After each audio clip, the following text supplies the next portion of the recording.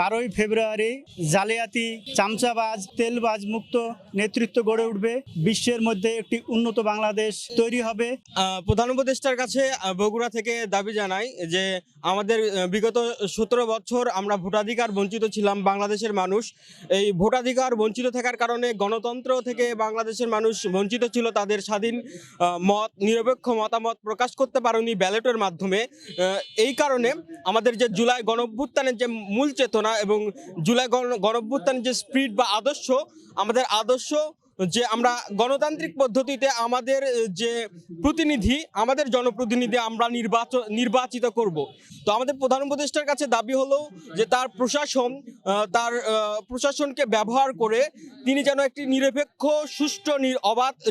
সুষ্ঠু নির্বাচন উপহার দেন। যেহেতু সরকার চাচ্ছে এবং আমরা জনগণের যে আশা আকাঙ্ক্ষা যেটা আছে সেটা যাতে গণভোটের মাধ্যমে সঠিক ও সুষ্ঠুভাবে সারা বাংলাদেশে সংবিধানের মাধ্যমে উঠে ধরে এবং সনদের মাধ্যমে এটা যে একটা ভোটের মাধ্যমে যে বাংলাদেশের মানুষের কাছে স্বীকৃতি পায়, এটাই কিন্তু একটা ভোটের জন্য আমাদের কাছে প্রচারণা চালাচ্ছে। 12ই ফেব্রুয়ারি ত্রয়োদশ জাতীয় সংসদ নির্বাচনে গণভোটে জয়যুক্ত হবে বলে বিশ্বাস করি। আগামীর বাংলাদেশ মিথ্যা, ছলনা, জালিয়াতি, চামচাবাজ, তেলবাজ মুক্ত নেতৃত্ব গড়ে উঠবে। বিশ্বের মধ্যে একটি উন্নত বাংলাদেশ তৈরি হবে। এর মধ্যে থেকে জুলাই সনদের উপর ভিত্তি করে নেতৃত্ব গড়ে উঠবে।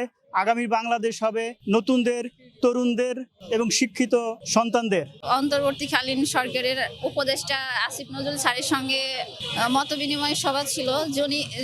যদিও উনি ভোটের ম্যান্ডেটের জন্য আসছে, প্রচারণার জন্য। তো আমার প্রশ্ন ছিল যে হাদি হত্যার বিচারের বর্তমান সরকারের পদক্ষেপ কি।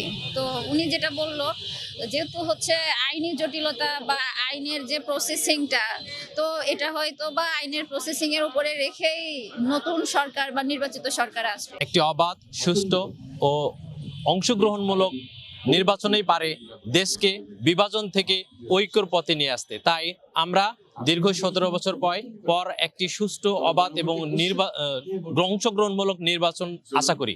আমি বগুড়াবাসীর পক্ষ থেকে মাননীয় প্রধান উপদেষ্টাকে একটা কথাই বলতে চাই, আপনি আমাদেরকে বগুড়াতে এবার সুন্দর একটা নির্বাচন হোক, আপনাদের কাছে আমরা এই আশাবাদী। এছাড়া আইন শৃঙ্খলার সঠিক নিয়ম কানুন অনুযায়ী যেন এবারে রাজনীতির যে নির্বাচনটা, এটা যেন গ্রহণযোগ্যতা পায়, এই আশাবাদ ব্যক্ত করছি।